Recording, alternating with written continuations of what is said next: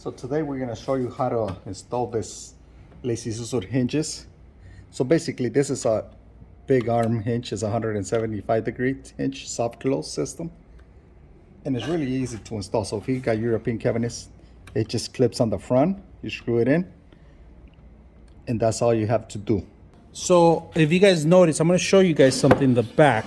On the actual hinges, there's a little shocks, all right? And they're embedded in the system itself, so they won't actually fall back pretty hard. So they're very slow motion, very soft, all right? So it does have a little couple of shocks in there.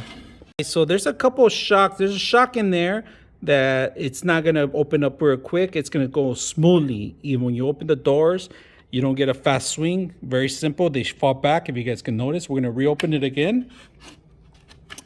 So this is how it works. Look at the shocks, very slow. We're gonna push them in a little slow, and then they automatically lock in. So very soft close, easy to install. A couple screws in here. You get a pair of two, but for a lazy Susan, you're gonna need a couple more. So I hope you guys enjoy the video.